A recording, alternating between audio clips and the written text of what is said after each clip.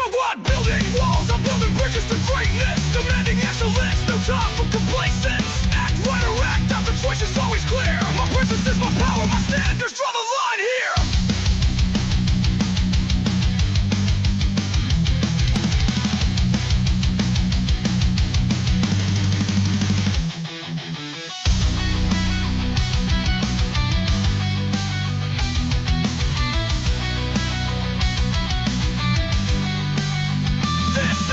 Elevation, protocol, rising above the chaos, taking control. My values not negotiable, my worth is my law. Surrounding myself with excellence, that's what I saw.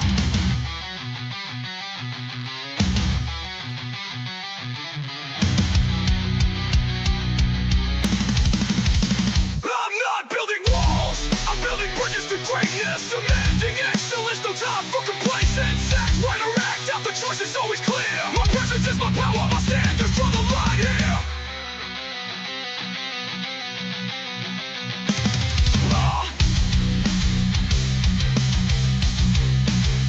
This is the elevation, protocol, rising above the chaos, taking control.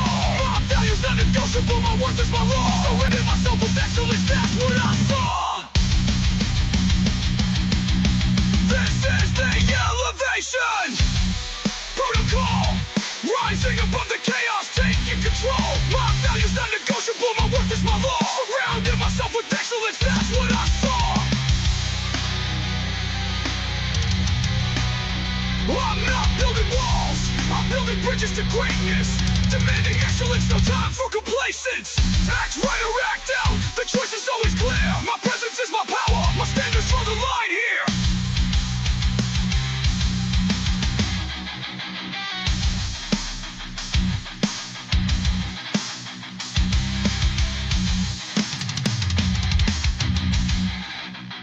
I'm not building walls, I'm building bridges to greatness. Demanding excellence, no time for complacence. Act right or act out, the choice is always clear. My presence is my power, my standards draw the line here.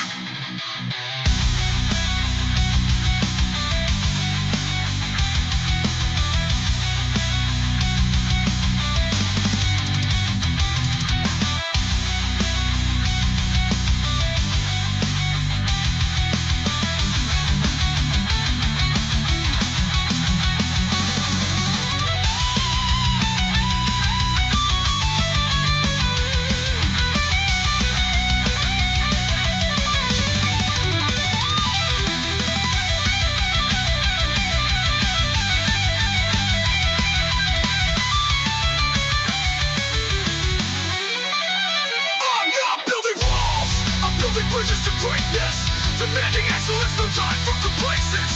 Act right or act out, the choice is always clear. My presence is my power, my standards draw the line here.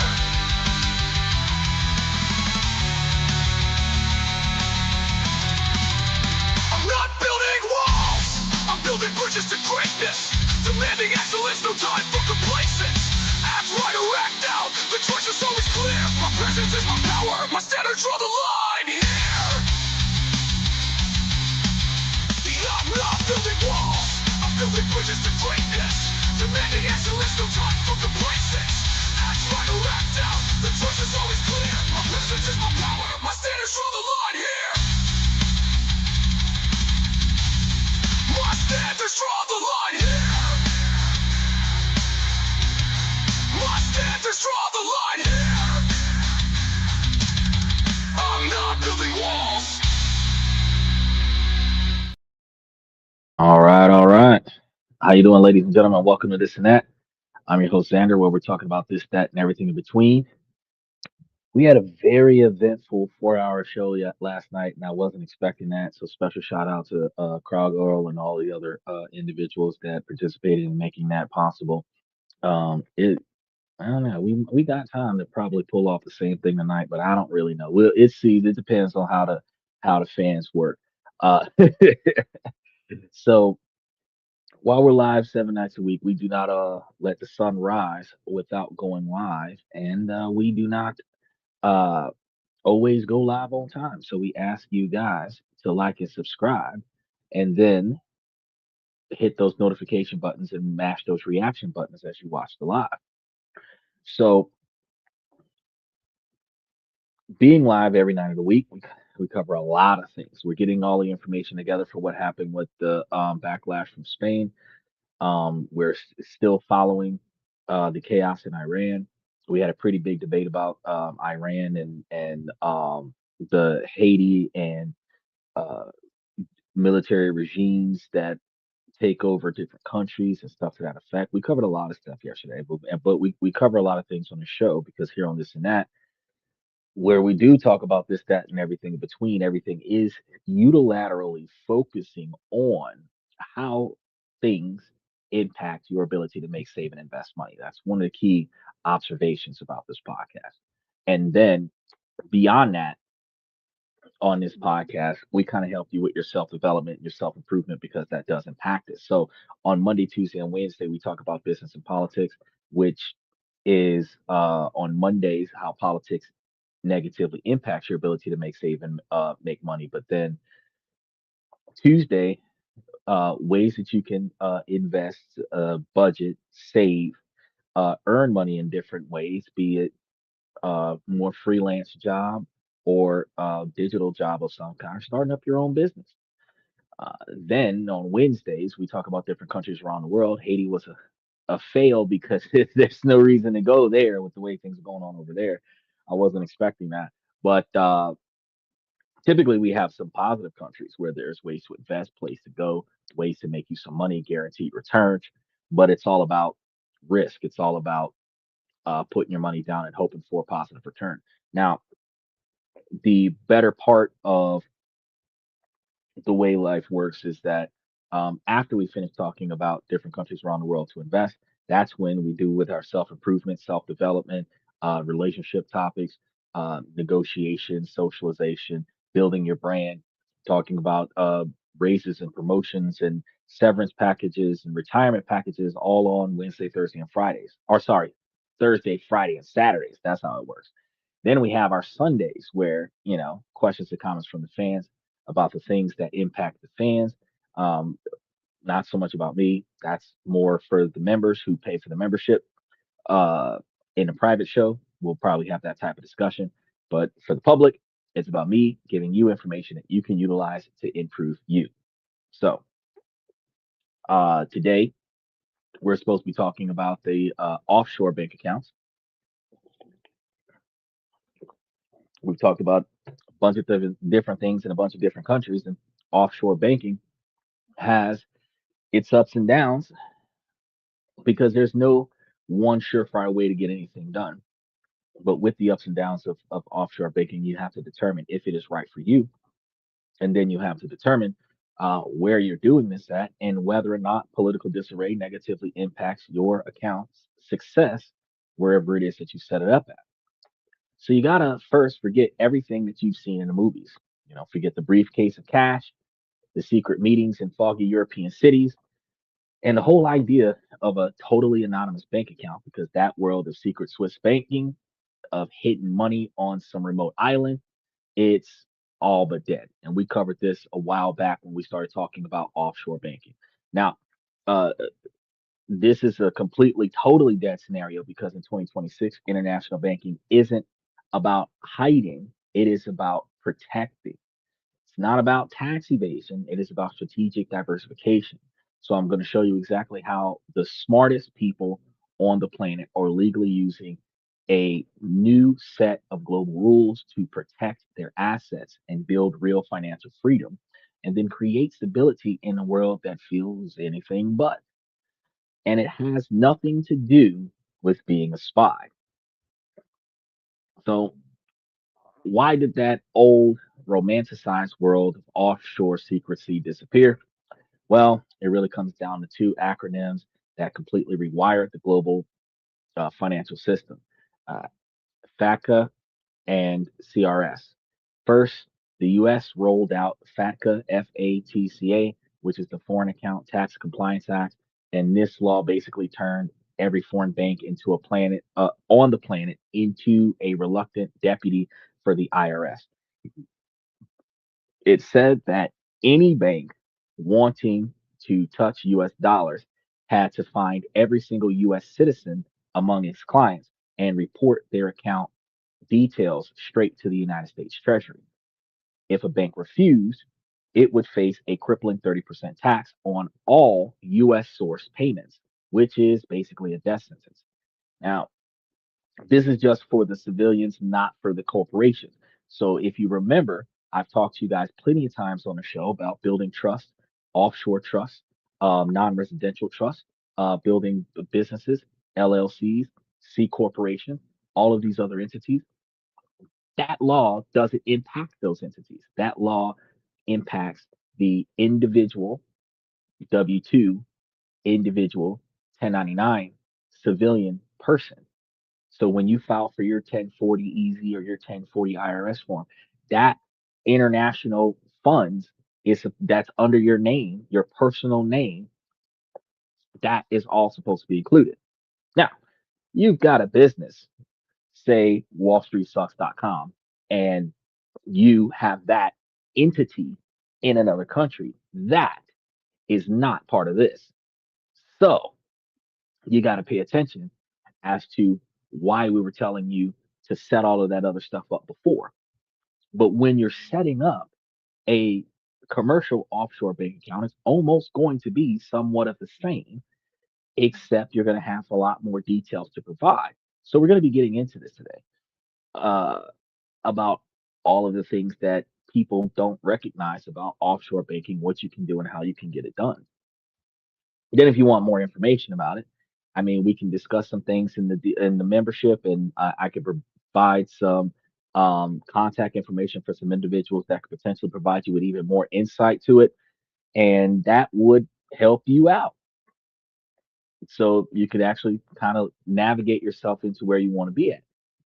But you got to recognize though, the rest of the world saw how powerful this was and created its own global version of the exact same act that the US government made. So while you might think, oh man, US is an asshole, well, the Common Reporting Standard or CRS, over 100 countries agreed to automatically swap financial account information with each other every single year. So where your data goes depends on your tax residency. So if you're a German resident with a bank account in Singapore, that Singaporean bank automatically tells German tax authorities all about it. This makes sure that they keep track of where your money goes and where your money comes from. And this global web of automatic reporting is going to be the new reality. So there's no hiding your money. The system was built to kill financial secrecy, and it worked.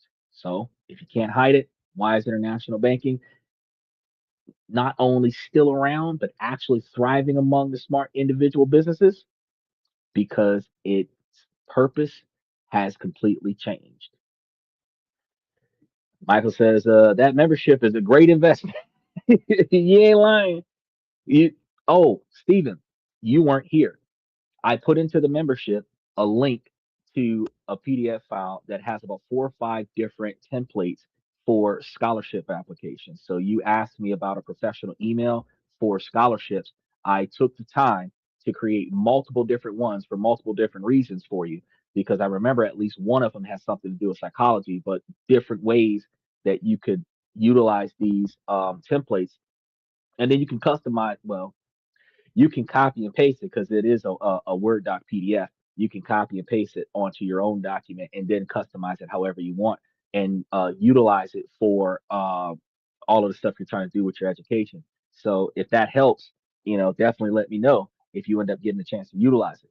But I stuck that in there 2 or 3 days ago, so it's up there for you.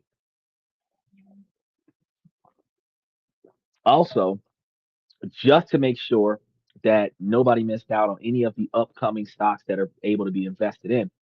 You're welcome. I made sure that I put in the next 2 months worth of stocks that we're going to be watching from my watch list. So that popped up this over the last 2 days as well.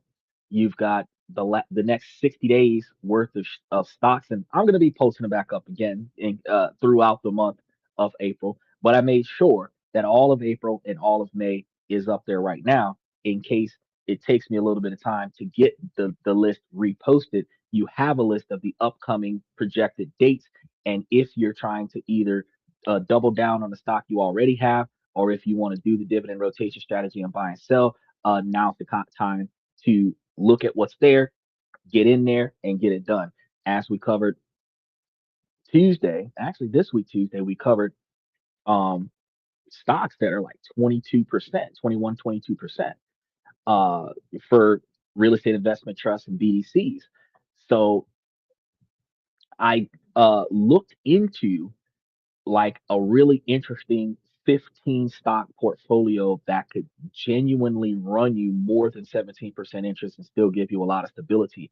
And I haven't put it together con- concisely in a fashion where I'm telling you exactly like the percentages of each one that is going to be in the portfolio in order for the portfolio to give you a specific average. Now, once I've done that, then I'll be able to talk to you guys about a hypothetical portfolio that is going to be a high valued capital generator for dividends while reinvesting it into the growth. Because one of the things that happens if you do a two bucket system, which I covered, I think, late last year, early this year, a two bucket system is when you take your new money that you're investing into your brokerage account and put it directly on the highly volatile stocks that are producing a high interest. Those stocks then produce high quantity of dividends. Then you take the high quantity of dividends and rebalance it into the safe stocks. So if you've got 20% volatility and you take $1,000 and put it into the 20% volatility, you take the dividends out of the 20% volatility and you invest it in the 3, 5, and 10% stability. You maintain your growth, but you benefit from the volatility of BDCs and REITs during economic crises, which steadfast your portfolio's ability to flourish. If you're able to manage that particular type of portfolio while none of these companies go under, then you can find yourself riding a 20% wave, and you riding a 20% wave for decades, which is projected to be highly unlikely. But if you were riding those waves 17, 18, 20% for decades, you would be doubling the performance of the market. So the average billionaire safely riding the wave on a 10% return, and you're speeding through on double that, where after taxes, you're still walking away with 16%. You can catch up real quick. And you have to start thinking about opportunity cost, which um, is a huge factor. Because if you do something like buy a house and you're looking at the 6 or 7% interest rate on the house, and if you were to say mortgage the house for home economic credit, the amount of money that you're going to get off of that house is far less than the opportunity that you can get off of 16% after taxes. If you got 16% interest owed on your house and 16% back after taxes from your brokerage account, there's a 10% profit there. 10% guaranteed profit. So when you're juggling the difference between should I double down on my brokerage account or should I double down on my mortgage, I would pay a little bit above the bare minimum of my mortgage and double down on my brokerage account. And then if anything shaky happens, I can leverage my brokerage account and drop a bunch of money on my mortgage. Because you can claim your mortgage interest rates on your taxation. So out of the 20% return that you get, if you have to pay 4% or 6% out between inflation and taxation, and you're getting a 6% deduction back, you could probably wash some of that where you're actually walking away with everything. Not too many people think about these things.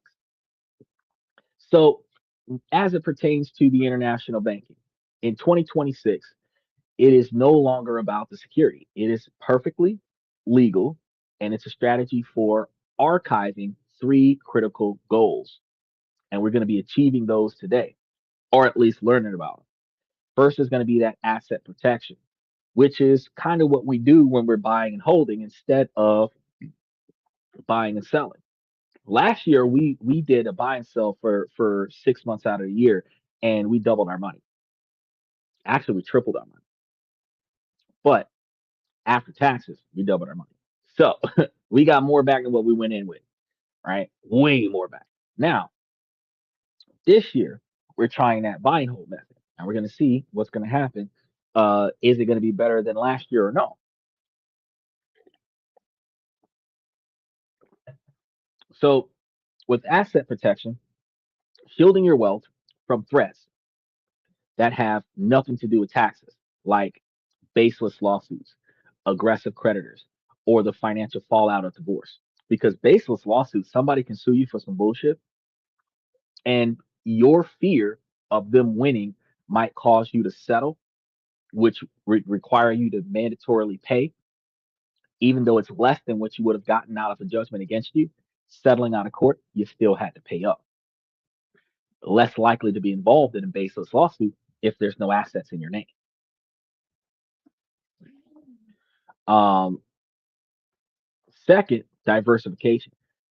Spreading your assets across different countries, economies, and currencies so that if any one of them fails, it doesn't take you down with it.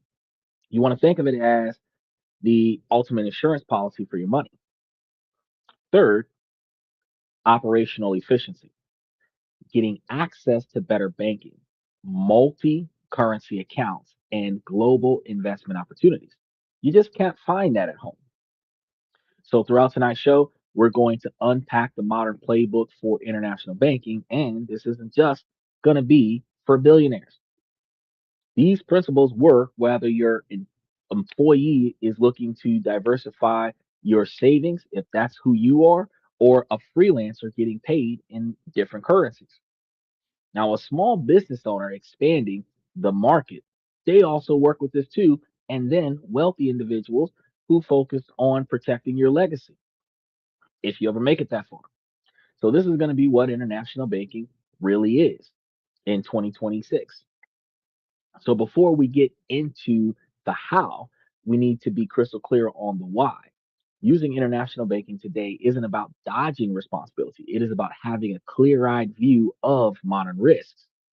These are going to be real threats that a smart international plan is going to be built to solve. The first and most obvious is going to be geopolitical and economic instability. We're living in an era of record global debt, political division, and constant crisis.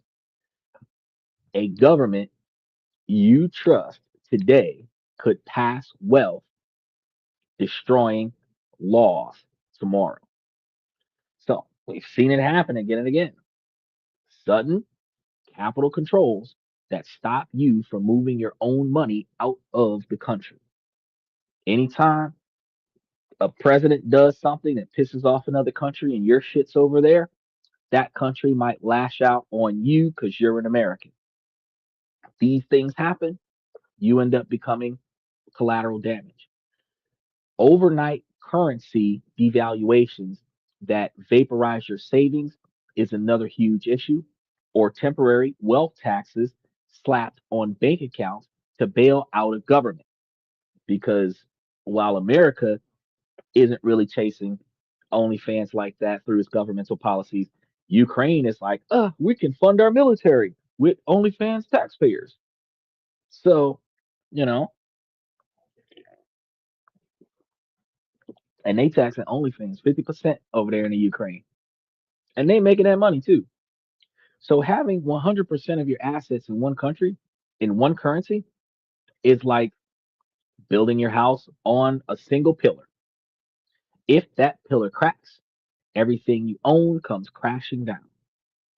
You got to understand, if you have all accounts in America, there is a pretty decent complication with wire transferring money to countries like Asia. It's a little bit of a pain. Now, the second danger, especially for anyone in lawsuit happy countries like the United States, is frivolous lawsuits and predatory litigation. If you're a successful professional or entrepreneur, getting targeted for a lawsuit isn't a matter of if, it is a matter of when. A disgruntled ex employee, a failed business partner, or a simple accident can turn into a legal nightmare that puts all your personal assets on the table: your home, your savings, your investments. If your trust is a revocable trust, your trust, but if it's an irrevocable trust with its own EIN number as a standalone agent that also is operated by a third party, gotta protect, gotta pay attention to that part. That's probably one of the only times that they don't get fucked with. Because if you control it, you can liquidate it for this settlement, especially if you're a beneficiary of it. Right? They don't talk to you about those parts. So domestic asset protection only goes so far. After all, you're using the same legal system that's trying to take your money. By placing wealth in a different legal jurisdiction with strong asset protection laws, you create a powerful barrier that can make a potential litigant give up before they even start. Because, I mean, if you've got to go and shake down another country, who's going to go shake down Haiti to get my money? Not going to happen.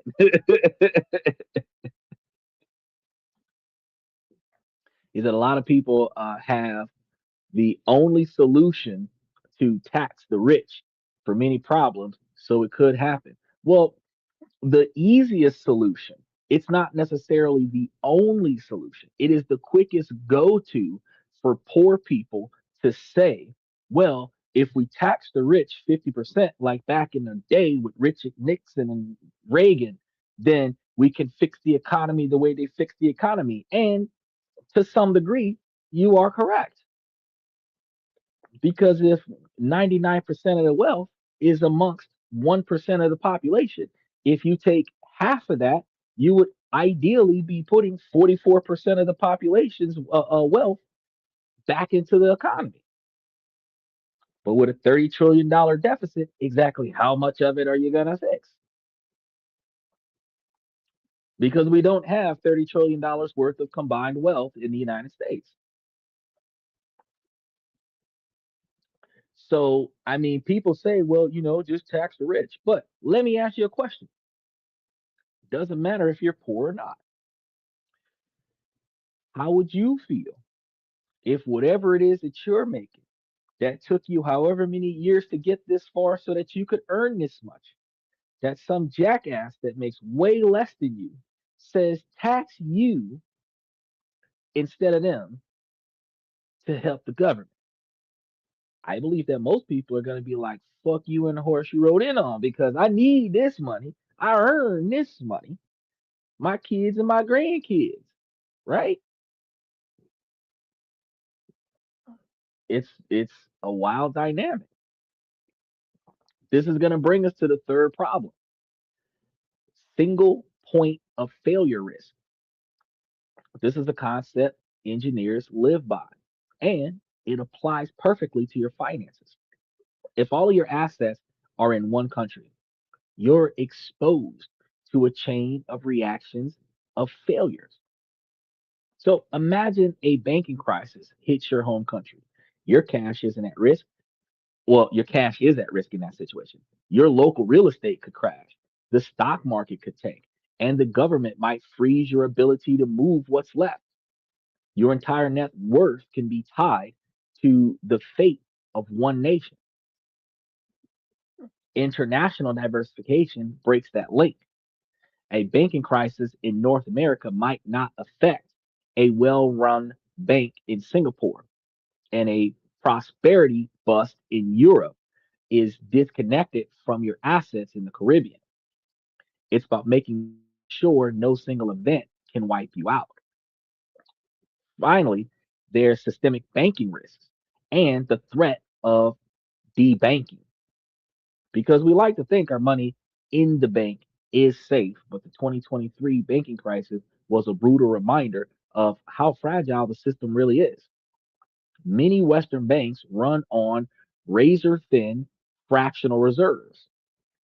Research shows that a shocking contrast, where some US banks might have liquidity ratios of just 3 to 4%, meaning that they have only a few cents on hand for every dollar deposited into the branch.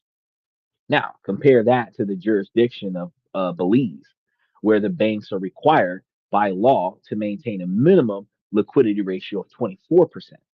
That means for every dollar deposited in the bank, that bank has 24 cents in liquid cash ready to go. So, in a panic, which bank do you think is going to be safer? Probably the one with the higher percentage rate. So, imagine this: if they only have 3% of your money, 3% of money on hand, and let's say you wanted to walk away with $100,000, they're probably only going to offer you about $30,000 and make you wait a few weeks for them to ship in the rest of it, right? Now, a bank that has 24% of your money or 24% of its clients' money would likely be able to at least offer you almost half, right?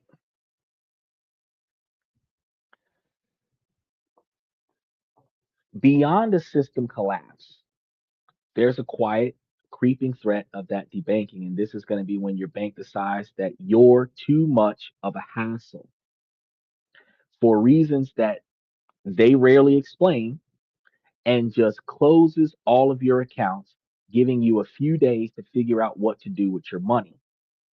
And it happens to people in totally legal industries like crypto, and to regular folks who just have an unusual transaction pattern.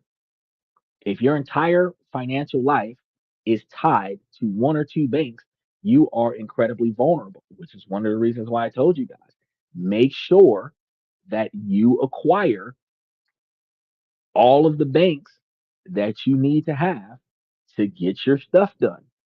What I said, one bank and one credit union in every state, at least every state that you can access. So if you exclude Alaska and Hawaii, there's 48 states, which means that you should have 96 bank accounts right here between Canada and Mexico, right?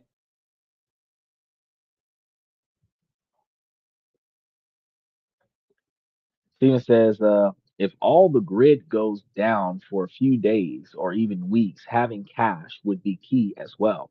One of the reasons why I tell you guys about putting a safe somewhere on your property, and keeping a little bit of cash on hand is explicitly for that particular reason. If you're going to buy real gold and real silver billiards or bricks or bars, whatever, and keep them in the safe with the cash and passports and all this other stuff, just like in a spy movie, guy's got a hidden location somewhere in a wall somewhere, and then behind that is a safe, and in that safe is like 8 bricks of gold and stacks of cash that we assume are $100 bills, but it could be singles, and then like 5 or 7 passports, and they throw all of that shit into a duffel bag where they have one duffel bag of clothes and one duffel bag of just money. And then they just hop on a plane and they're just gone. Now, truth be told, couple gold billiards, you get you a private plane on a private airstrip. Nobody knew you left. So Steven's right. Yeah, if you've got a little bit of shit at your house. Now, the problem with having it at your house, especially if it's uninsured, is that if somebody knows you got it, they can always come and get it from you. And you already know that at least one person knows where you keep your stuff. People are going to say, "Who?" the motherfucker you bought the gold and silver from, because they're going to have your driver's license, they're going to have all your personal information. The average American updates their IDs and everything on a regular basis. So, because they have your most recent address, it is likely that the stuff is going to be stored there, because very few people are going to get a storage unit, because all it takes is for somebody to pop the lock of the storage unit and millions of dollars of gold bars are gone. So it is what it is. But for the sake of, this is one of the reasons why I would tell you, don't buy in your local neighborhood. Go to a reputable dealer, pick that stuff up out of state, bring it back to where you came from, hide it somewhere. Don't tell anybody where. It's not something to brag about. It's not something to boast about. Man, I got a safe full of gold. No, no, you are not Jolly Roger. You're not about to broadcast the One Piece, because they will take you out and they will take your shit. It took over 1,500 episodes, but Luffy got the One Piece. So there's no way I'm telling anybody where my resources are, right? Somebody gonna have to burn that motherfucker down and find it, because that's the only way. Now, a diversified banking footprint turns a potential catastrophe into a minor inconvenience. And these are going to be the dangers of 2026. They're really real and they're growing. And they are the reason smart people build a global financial plan. And here's another thing that I think about, because for those individuals that decide that they want to retire in another country, when you have international bank accounts, and you have a steady stream of income being wired to one of your international bank accounts, and you have a steady stream of income being wired from an international bank account to a local bank in a specific country that you plan on living in, then that country, it is easier for you to access capital, because the bank has the money in its local currency, which makes it easier for you to get access to your money. If you're trying to get citizenship or some type of permanent residency status in that country, showing deposits on a regular basis into your account, transactions on a regular basis into your account, they will acknowledge that as a reoccurring income that is guaranteed, which then gives you the qualifications to do what you got to do in that country for long term stay. Now, as we discussed before, certain countries are easier to get that done. Japan, not that easy. China, not that easy. But they do have, as it stands right now, some opportunities where you can, as long as you're holding a U.S. passport, travel from place to place over there with no additional cost for flights, because you're traveling on an American passport. Which also means that if you moved into a country and you did the temporary scenario, and then you left the country, went to another country, came back, you would likely be able to have long term stay, qualify you for long term banking, qualifying you for long term reoccurring transactions. You know, it's a lot of stuff. It's a lot of stuff. It's easier for you to wire transfer something if you got a stack of cash on its way. Some banks are still going to be very, very strict with probing you. So it's going to be like the first 48 interrogation for them to be willing to accept your money. But if you pass that status symbol, your money is over there. One of the reasons why I would try to fully establish a reputable business and then do a foreign domestic, set up business banking, get a business visa for setting up a business in another country, hire some locals so that I don't have to do the work over there. And then, because on a business visa, I can likely be there for a year, I can use that business visa to get a digital nomad visa. I'm making money in two different countries. There's a lot easier way to get around, but you got to understand how to get this done. So, Before you can access any of these solutions, you have to get past the gatekeepers because in 2026, that gatekeeper is a fortress called compliance. And that's why we're talking about all of this stuff. This is going to be the single biggest place that people fail because they show up at an international bank with outdated ideas, missing paperwork, and a confusing story, and they get shut down. That is why we have to understand KYC and AML because 80% of your success is determined before you even talk to the banker. It's all about the prep work, which is why we talk about it. Is that I would love to take a season or two off from everything after graduation and visit China and learn some martial arts. Sheesh. I think I want to go there and learn some Mandarin before I learn some martial arts because I mean, wax on, wax off. Fuck around, have me out there washing all their 1957 Chevelles, Mr. Miyagi style.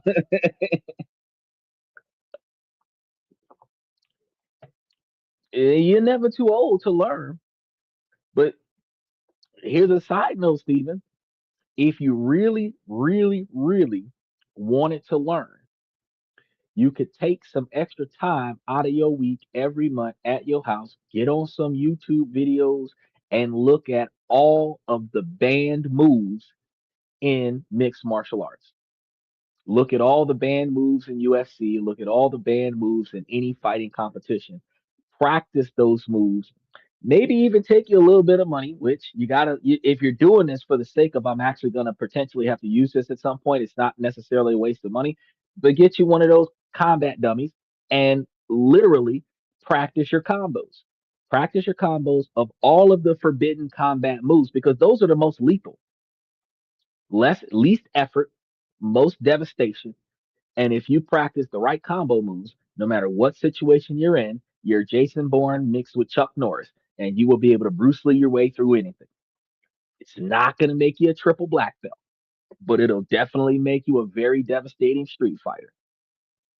And then when you go to China to try to learn some martial arts, you will at least have a moderate level of combat skills where if they did put you in a demonstration, you might break somebody's leg and be like, "This is all I know."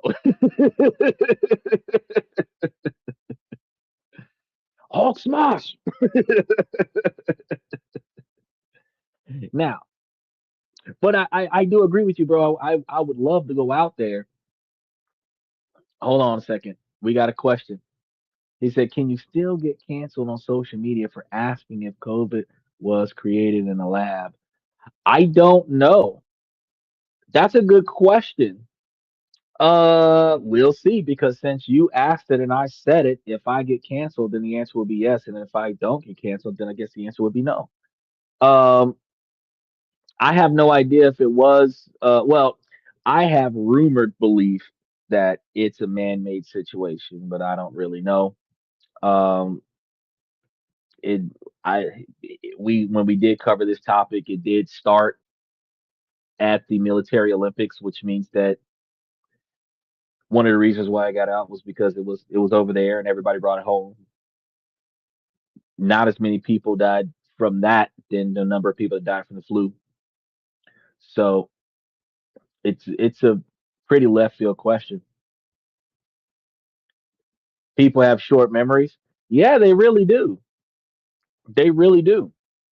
So many people forgot about Katrina. They forgot about what happened in New York when they had that blizzard and then they had that power outage. They forgot about Pearl Harbor. People have very short memories. Uh, we forgot about the 35 felonies. You know, we forgot about the 30 plus 1 years. People, we forget about a lot of things. You know, we forgot about Lil Kim and the tax evasion. We forgot about Martha Stewart.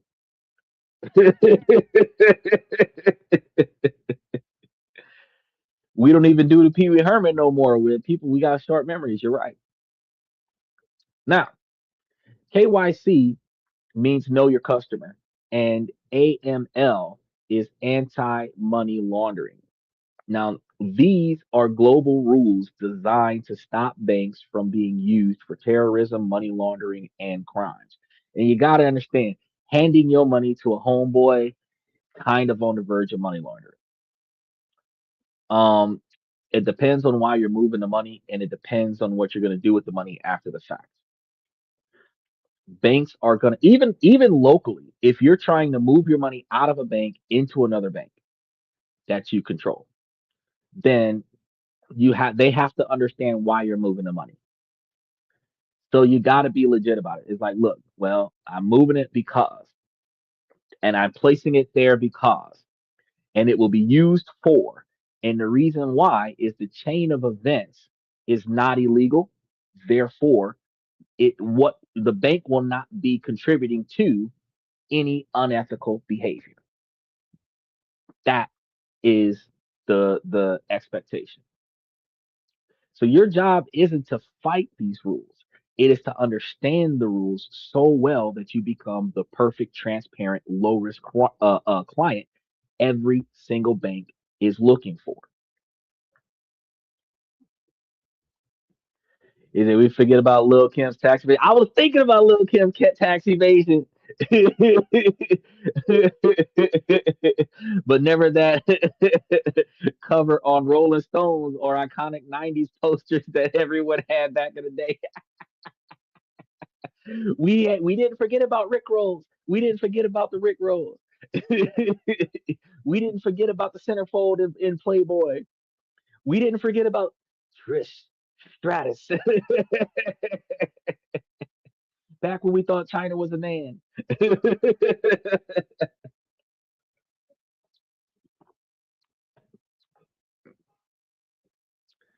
Actually, at one point in time, we really thought that Triple H was.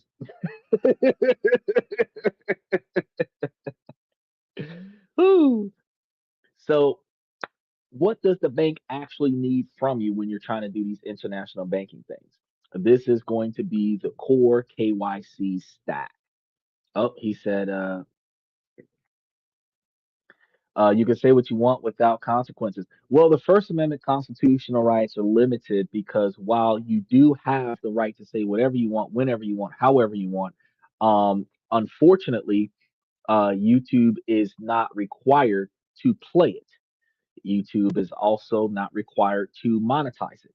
So, on any social media platform, if you communicate something that the platform doesn't support, the platform can always make that at least the individual video disappear and give you a warning and say, hey, cut that stuff out. So you're not going to have a scenario where without consequences actually occurs because that's not true. Take for example Myron with Fresh and Fit. He got canceled, then he got demonetized, then they allowed him to continue. I don't think that he actually has an account with YouTube anymore because he got demonetized, him and Aaron Tate, and then he's gotten demonetized from not just demonetized, but like blacklisted from a lot of platforms. Where while he's free to speak wherever he wants to speak, there's a lot of places he can't speak.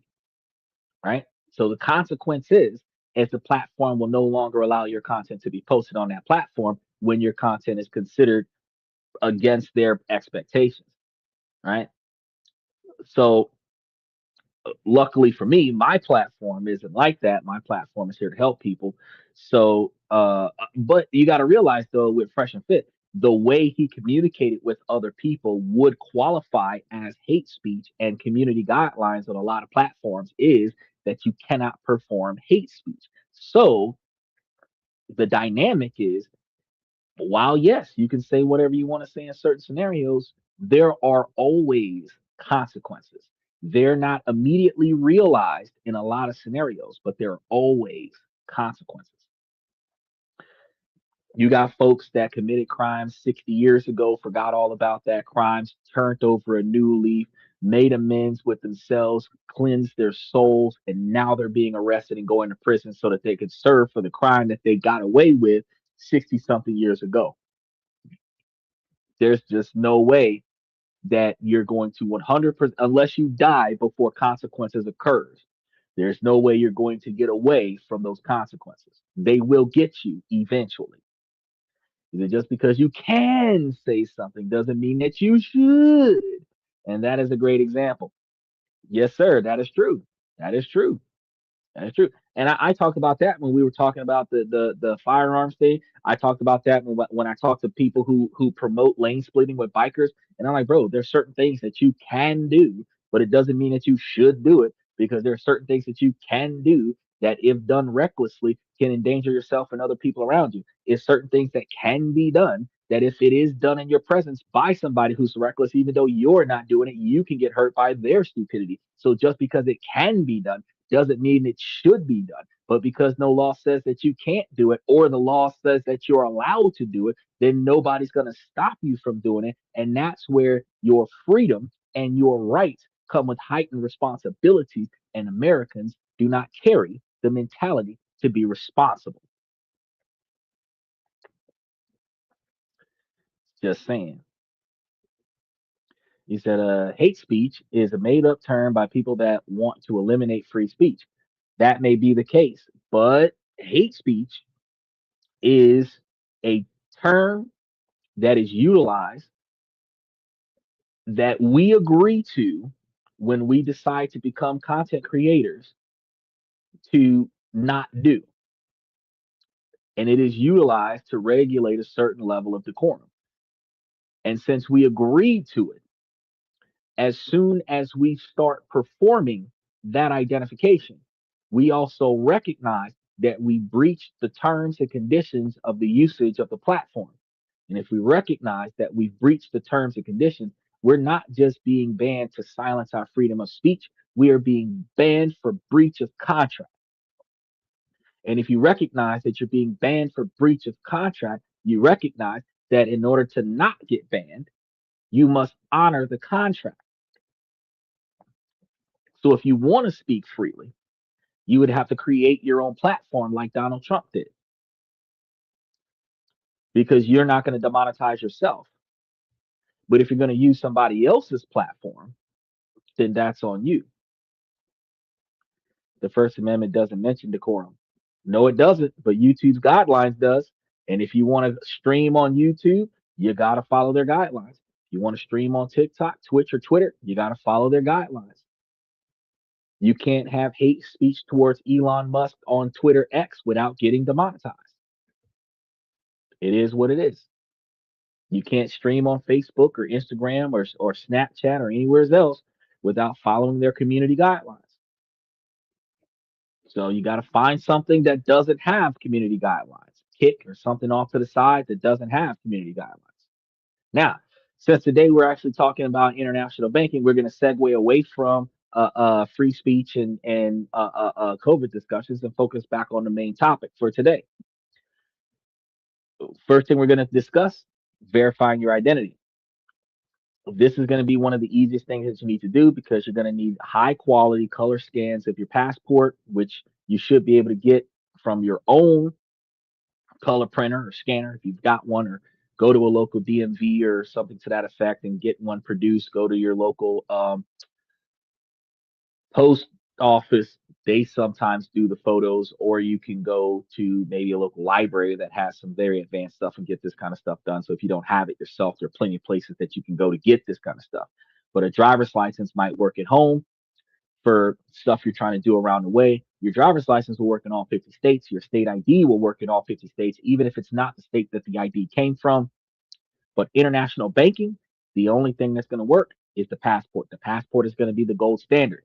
So don't even bother doing something like this without one. Second is going to be a proof of address. The bank is going to need to know where you claim that you live. And this is usually going to be confirmed with a recent utility bill, an electric bill, water bill, gas bill, or a bank statement from another major bank. The key word here is going to be recent, always less than 90 days old. An old bill will get you flagged instantly. So if you're one of those scenarios where you never update your address, and you've moved 50 times, whatever address you're setting up your account in should be the address that you collect mail from. Because if they're ever going to send you some information, they're going to mail it to the address that is on your ID. And the address on your ID or your passport should be the address that you collect mail from. So that's going to be one of the things that you got to pay attention to. He says, real ID, the government knows who you are. Well, the real ID, the government has a photo of who you are. And if you ever pay to change your name or go to a courthouse and get your name changed, then they know who you say you are. But that doesn't mean that they know where you live, because the very first time that you get your real ID, you have to bring your birth certificate, social security card, two forms of ID, bank statements, utility bills, lease, mortgage, all of this other stuff to get that star on your ID. However, every time after that, you're just paying them to renew the identification card. If you tell them what a new address is, then they have a new address. But the only reason why they're going to change is if you bring them a bill that says, here's a new water bill from the new address. Here's a new bank account with the new address. Here's a new mortgage or a new deed that has my name on it for the new address. If you don't bring them any information that shows that an address has been changed, all you're doing is walking into the DMV and saying, yes, everything is still the same, and just paying the fee to renew your identification. You can move 57 times, because in this day and age, since people are allowed to have multiple houses in multiple states, and they have changed the law to where you can only have one identification card throughout the 50 states, not an identification card in each one of the states, you are not required to change your driver's license or state ID to another state unless you are declaring that you're a permanent resident in that other state. So even though you have houses in two states, only one of those two states is your primary residence. It doesn't matter which one it is. So you can be in one state with an out of state ID the whole year that you're living in in the first state. You know, you can have an ID from a state you haven't seen for 20 years, because who the fuck's going to challenge that, right? Police officers not going to go and do an investigation to find out where you've lived for the past 10 years. As long as you can respond to the court order, they don't really give a fuck. Secondly, anything legal, you're using a post office box, usually a post office box you can get to. Therefore, your physical address on your driver's license has nothing to do with any of your legal cases. Therefore, the government will not know where you are. They just know who you are, right? I understand that there's some laws out there that swear to God that you're supposed to update your address every 80 or 90 days after you've moved, but who here has ever told the truth to the police when they knew that telling the truth would get them in trouble? Not many. Michael said the government knows who you are at birth. Well, fuck yeah, because the government picked your damn name. I got my real ID in the DMV with my old ID. My real ID came from back in what, 2002, 2005, way back in the day when they first offered it, because I was like, ooh, step up, you know. So when it first happened, it was way easier then. Now it's hard as fuck to do it now, but it's been around since 2005. It just became mandatory. So I've had the star for like 21 years on my driver's license. I didn't know what the relevant was. I thought it was cool when I first got it back in the day when I was a young buck. Now it's just like, it's always been there. Everybody else has to rush and go get one. I've always had one. It's the privilege, right, of being the first person to do it, responsibility. So I don't have to jump through hoops for my ID. I just have to pay the fee every year or every 8 to 10 years. Then most people live in one place. They don't vote in multiple places. No, most people have a primary address. They don't live in one place. And yes, they only vote in the place that their driver's license exists in. Because when kids grow up and go to college, their state ID is their mama and daddy house, and they don't always change their state ID to their school dorm. Likewise, when it's time to vote, they a lot of times these days, because we have early voting online, we have the capabilities and mail in ballots. we have the capability to get called by our parents and say, hey, your voter's registration card came in or your voting card came in, and then they can get it mailed to them where they can fill the information out from a different state, mail it in, and they can vote from wherever the hell that they were at because they don't have to show up in person to vote in person. But when it comes down to voting, you can only vote in one location. And it is specifically, if you're voting in person, the location that is the jurisdiction of the address on your ID. Now, the jurisdiction of the address of your ID is not necessarily required to be the place that you live. It is just the place that you claim that you live. So think about that. Difference between the two. Where you claim you live is on your ID. And whenever the cops pull you over and ask you, is this your current address? You're going to lie and say yes, even if it's not, because they're not going to double check it. They can't. There's no proof. They can't prove that it's not. So at the end of the day, you know, you are right. They don't vote in multiple places. They're not allowed to do that, but they don't live all the time where they vote. It's not required anymore. Steven said, I still don't have it. Shit. Boy, you better get it. You better get it. Flying planes is difficult now if you don't have that star. You might not travel that much right now, but when you call yourself trying to hop on an airplane, that star is going to be a son of a bitch if you don't get your passport. They're not ticketing you or anything like that for not having a star when you're driving across the country, but eventually that may become a mandatory scenario as they crack down on immigration, because anybody who doesn't have that star, who's not riding around with their passport in their back pocket, is gonna have to answer questions. Michael says, I have a CDL on my ID. I get to go first in line to renew. No, you don't. I get to go first because I get to pay by the computer. You're going to be in line. I'm going to be at the house.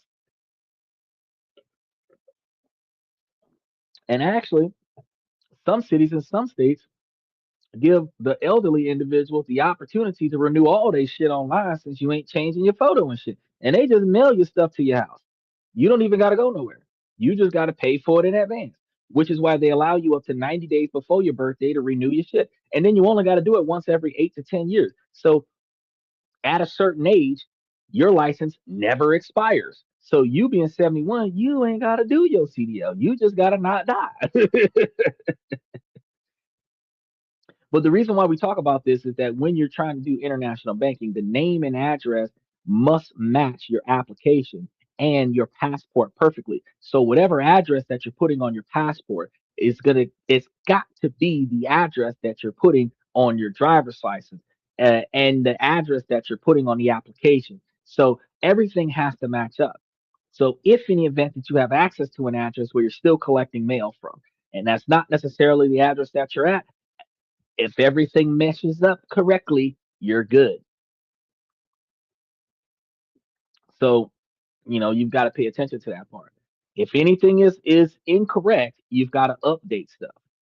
And this actually plays a huge part. So when you start thinking about getting married and you start thinking about name changes, whether he's changing his name to her last name or she's changing her name to his last name, when you have to update your ID for a name change due to marriage or whatever the case may be, you have to change all of these documents all over the world that are attached to directly you, right? That's the biggest issue. So you got to think hard about if and when you plan on making certain changes like that, because something as simple as I do could turn into a worldwide tour to update your information in real time. He said, the only thing in life expiring is me. You and all of my debt. So that's everything. Now, the third, and this is where most people get stuck: sources of funds and sources of wealth. Uh, this is the most critical part of your application because you have to prove with documentation where your money is coming from. The bank needs to see a clear, logical, and legal story of your wealth. So if you're an employee, this is pretty easy. You'll provide a recent pay stub and maybe a tax return. But if you're self employed, you have to show the money trail, invoices, contracts, and bank statements showing those payments coming in. And if you're a business owner, the bank wants to see your company's financials, tax filings, and information about what you sell and who you sell it to. So if your money comes from an investment, you need the brokerage statements showing the gains. From a property sale, you'll need sale agreements. From an inheritance, you'll need the will or probate documents. The goal is to create an undeniable paper trail. Vague answers like personal savings or family money are huge red flags. You must document the activity that generated your money. Stewart said, don't complicate it. This is a scare tactic used by Democrats to allow illegal immigration. I'm not complicating it. It is not a scare. Okay, so here's the thing. I love the way one-sided individuals will immediately take shots at Democrats. You know, the most secure people don't take shots at nobody, but it is so funny that anybody who claims to be a red-blooded Republican will immediately attack a Democrat when the 70% of poor people benefit from Democrats. So typically, 25% of the Republican people that are complaining about the Democrats actually benefit in secret from Democratic policies. And then they're going to sit here and complain about the fact that Democrats exist, but the Republicans take money from the majority of Democratic beneficiaries since they vote Republican. Because when you think about half of the country or more than majority of the country might be Republican and the rest is Democrat, and more than 70% voted for a Republican Party, which means a lot of Democrats voted for a Republican Party. And then you're going to say that Democrats are idiots. How are you going to say that Democrats are idiots if Democrats voted for a Republican president? I mean, you gotta understand that the true idiocracy is when an individual votes against their own success and then claim that they're doing it out of loyalty to a political party. Here's an example. If you make less than 168,000 a year, you should not vote Republican because it doesn't benefit you.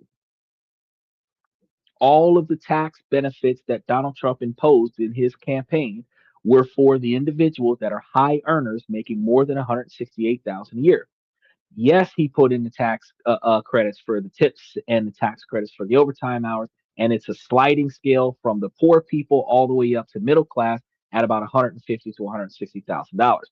That's the only thing he did for the poor people because poor people spend money. The more money they have, because they're not paying taxes, the more shit they're going to buy. So instead of the money going to the IRS and then the IRS giving it back because they're poor, it is going to stay with the poor people, and then the poor people is going to waste it on other stuff. So what they did was they fixed the revolving loop. Instead of having to give out so many returns to poor people who can't afford to have all that taxation, they're just going to let the poor people keep the money so that the poor people can waste the money the way they're guaranteed to waste the money on buying things and paying for services so that the money goes directly into the pockets of the rich anyway. So if you're 50,000 a year or less, you're a Democrat. If you're 50,000 to 75,000 and you're voting Republican, you're shorting yourself. You're cheating yourself. You're lying to yourself. If you're 75 to 150,000, you could probably benefit from voting Republican. But if you recognize that you're making less than 75,000 a year and you think that you're a red-blooded Republican, but you're also living off of government benefits, you're definitely a closet Democrat. So here's going to be the observation about Democrats. First and foremost, Democrats are not going to make it difficult for illegal immigration. Uh, at the end of the day, granting asylum for emergencies can be taken advantage of for individuals that come in and make up any kind of lie about why they come here. The same way food stamps was abused, WIC was abused, TANF programs was abused, SSI was abused by American people. You're going to blame the illegal immigrants when American people abuse the system, and all you have to do is know how to qualify and then go and make those statements in order to qualify so that you can get certain benefits. So ultimately, uh, making it telling you exactly how it is and telling you legitimately where what is on both sides of the outcome. It isn't about giving the tactics to use for Democrats to allow illegal immigration. The truth of the matter is that the smart mentality would recognize an illegal is not going to have a star on their ID. An illegal is not going to have a driver's license. An illegal is not going to have a state ID. An illegal is not going to have a passport. So your comment is completely inappropriate, specifically because anybody who's not willing to follow the law is not going to cheat the system in order to bypass the law. They're just not going to follow the law. If you drive your car without seatbelts, you just drive your car without seatbelts. If you drive your car drunk, you just drive your car drunk. You're going to do it openly. You're not going to mask your license plate so that they don't catch you driving your car drunk without a seatbelt. You're just going to do you because you don't give a fuck about the law. The people who have to find a way around the system are the people who are not able to succeed through the system because they're trying their hardest to follow the system, and the system is not designed for them. The system is designed for the wealthy, and the wealthy are benefiting from it, and the non-wealthy cannot benefit from it. So the non-wealthy find alternatives, and that is how they succeed. Michael says, make an app that does all those documents at one time. That's a fantastic idea, but I'm not going to do it. Somebody should, though. Steven said, I found a briefcase full of cash.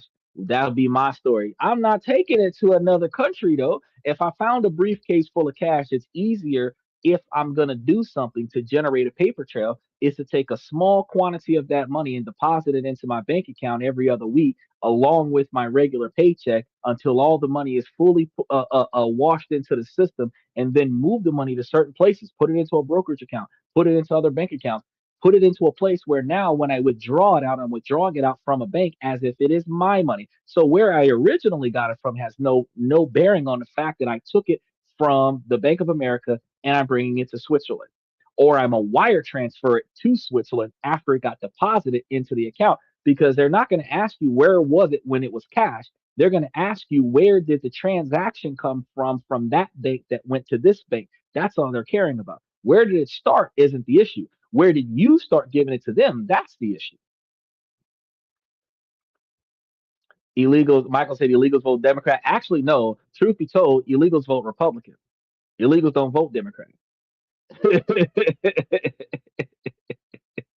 And then on top of that, illegals only vote Republican because Democrats don't care if illegals vote. The person who won had the most illegal votes, not the person who lost. Think about that. Even though I disagree with you, I subbed. I'll be able to make you eat crow in the future. You can try, buddy. I mean, I know that I appreciate you for subscribing. I appreciate you for trolling because we're supposed to be talking about offshore banking. But if you come and try to throw shade like that when we're sitting over here talking about investments, and you're sitting over here having a political bash party, yeah, I'm gonna point out the truth about how you're incorrect because history shows and statistics shows complete opposite of what you're talking about. He said if you drive without your seatbelt, your lights flicker on and off. No, they don't. But that's a good idea though. If they made vehicles that did that, more people would get pulled over. I thought that they were supposed to be making some cars that did that, where the tail lights would do something funny to show an indicator to law enforcement that the driver wasn't wearing their seatbelt. I said I would never buy that kind of vehicle. I would disable those functions if I inherited that type of vehicle. I disable airbags in vehicles. I'm like, fuck that. It's not deploying in my face. Ooh, he doesn't ride safe. Yeah, and I'm not spending 5 grand to replace my front end because your shopping cart hit my car. Now I can say, fuck it, it's a fender bender like we used to do back in the 50s because all you did was scuff the paint. You didn't just bust out my windshield because the shopping cart just so happened to hit the sensor dead on and cost me extra money to repair my car. And when you do a certain quantity of damage on a car that has a certain age on it and a certain value on it, $5,000 on a brand new car ain't nothing. $5,000 of damage on a $5,000 car, that's considered total. And they passed some laws in the United States that indicates that if the damage on the car exceeds a certain percentage of value on the car, the insurance company automatically totals out the vehicle, and then they have to give you money to replace your vehicle. So it doesn't matter how much money you have on your vehicle. If you built that car from the ground up, soon as somebody fucks with it like that and then totals out your car because of value damage, you end up losing out on all of your investments. So I'm like, nah, fuck all that shit. I'll take my chances. He said, did you have a blow and go on your vehicle? Nope, because that's a breathalyzer. I've never had to deal with that. I know that my buddy had one of those, and he explained to me how difficult that was. I drink coffee on a regular basis, so uh I don't have coffee with cannabis in it. And I don't have alcohol, but actually, you know what, if you put Fireball in your coffee, I call it jet fuel, and it is fantastic because it's kind of it gives you that abscess taste to it, and it also gives you the caffeine to keep you awake. It smooths you over when people piss you off. But I just got regular coffee, Two Rivers coffee, as a matter of fact. I love it. But no, I'm not spending all that money on a breathalyzer on my car because I'm not getting a DUI. I am usually the designated driver, but I don't even go places with folks that waste money at the bar anymore because I used to do that when I was in college.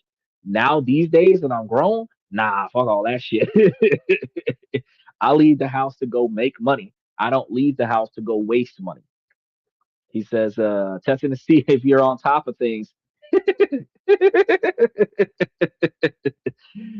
See, Michael, that's why you the admin because I be paying attention. When you come up with some, I'm like, all right, let me see what Michael got going on.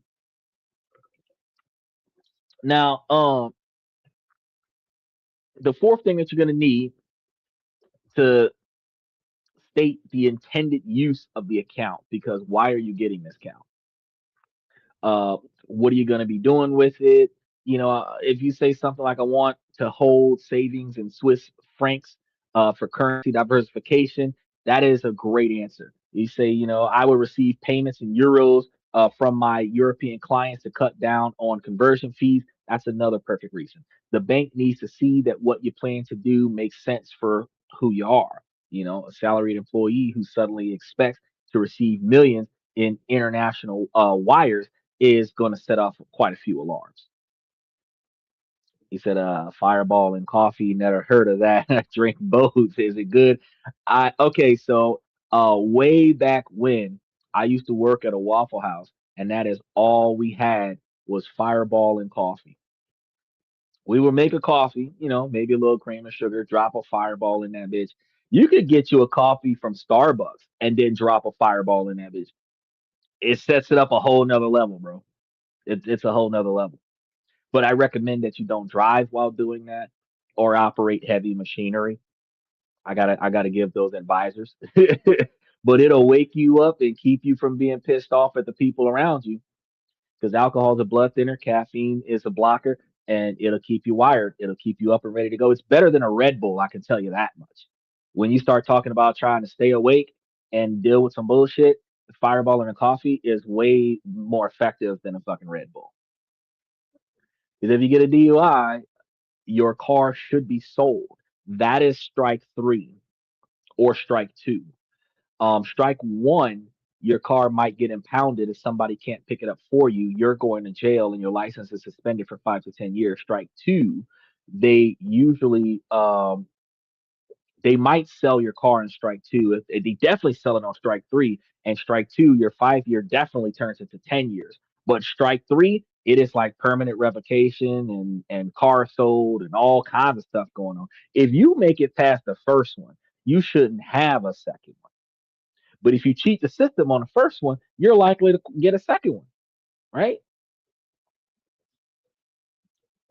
And some people who get it because of narcotics, not because of alcohol. They got prescription medication. They get it because they took some meds. They went driving. Now they got bloodshot eyes. The cop was being an asshole that day, and took them. That situation. Then once it's time for you to get your license back, it's a terrible scenario because now you got the DUI, insurance high as fuck. Insurance don't hold you no weight, bro. You're gonna have to wait like 15 years after DUI before insurance start giving you better rates. Getting a DUI is worse than having a bankruptcy. Because I had two DUIs. Last one was 25 years ago. I drank at home. I don't never have the. I had my homeboy crash his car. I wasn't with him when it happened. That's when I was like, "Fuck this! I'm not doing it no more. I don't even go out no more." After he crashed his car from a DUI, uh, and that was his second time.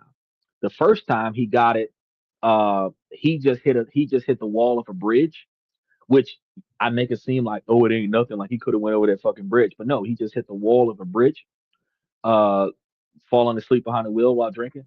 Second time, bro. I don't know if you've seen that movie, that TV series on HBO with Dwayne the Rock Johnson, Ballers, where the football player was driving his car and he was reaching for his cell phone, and then he ran into a back of a truck, a big like dump truck or whatever. That's what happened to my homeboy. He broke his wrist. They had to do surgery on his arm, and I was like, you know what? I'm done, guys. I'm not going out with y'all no more. Your second time, bro, you almost died. I'm not doing it no more. So if I cook with some alcohol in it at the house and I eat and drink at the house, that's it. Otherwise, no, I'm not going nowhere. The judge told me I was getting 3 years if I got number three. 3 years ain't that hard, bro. You know, two for one with good behavior, you be out in a year and a half. Get your trustee program, you be out in a year. You just do 1 year of Fed time and you be back home. That ain't that long. That ain't that long. That's way easier than 10 years suspended license. It's like, well, fuck, let me just go ahead and do that. It's cheaper, 3 house and a cot. Just don't get shanked in the shower. You know.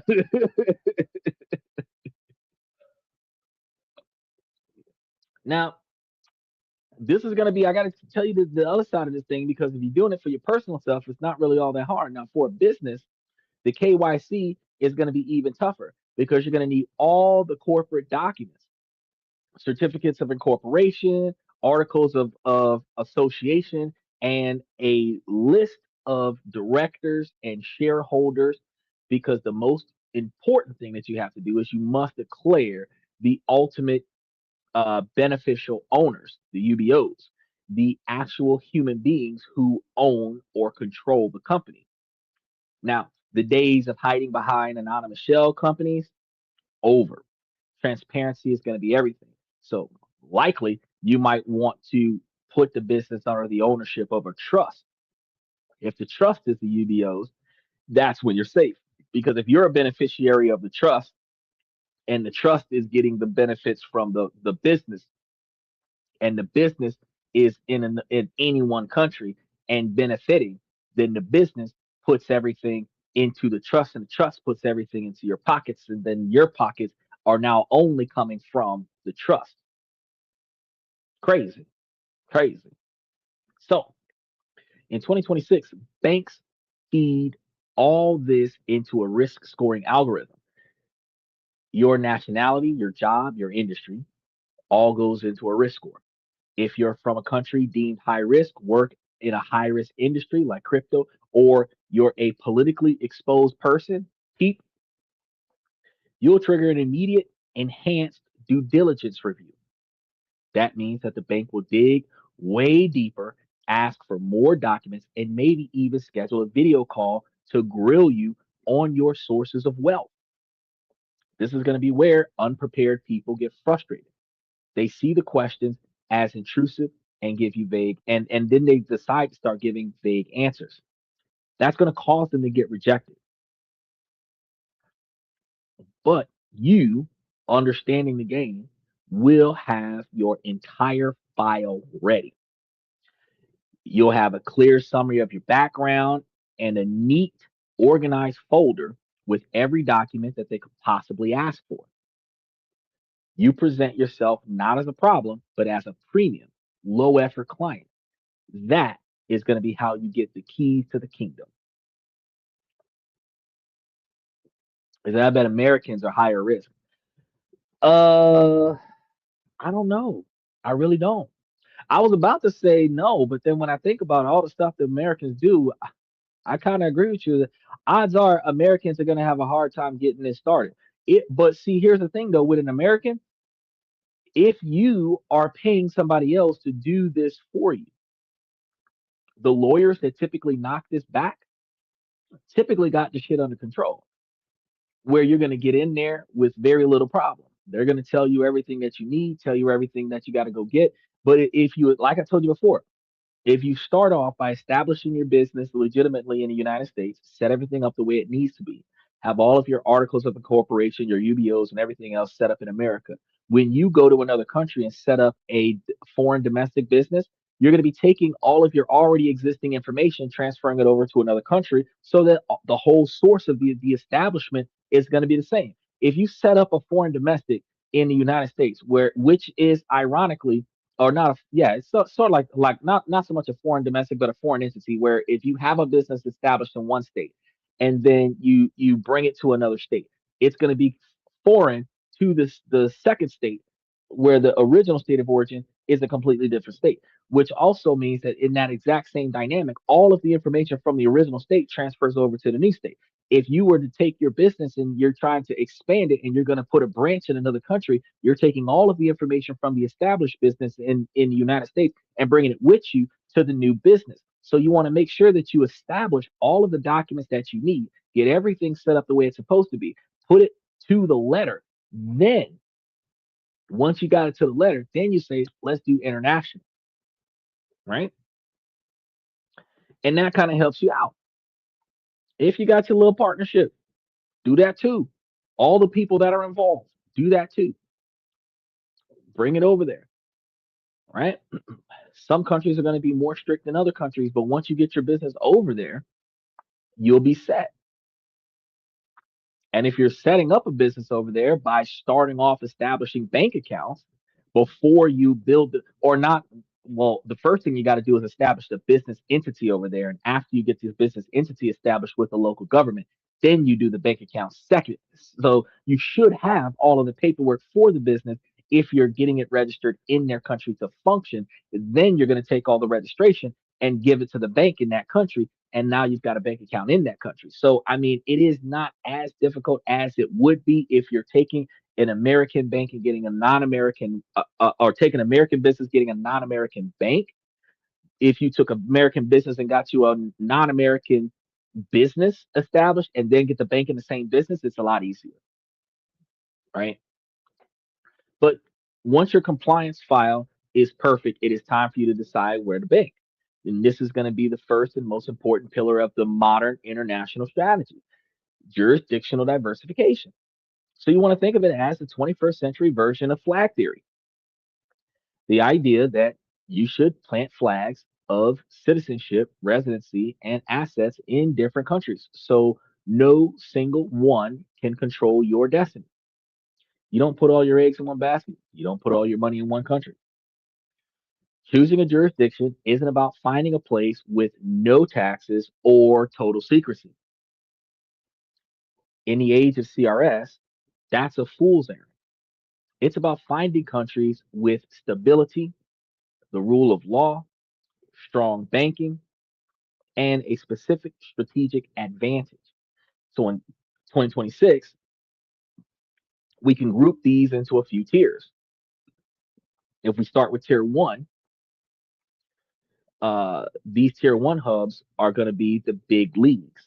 They demand high minimum deposits and have the toughest KYCs, but they offer unmatched stability and expertise.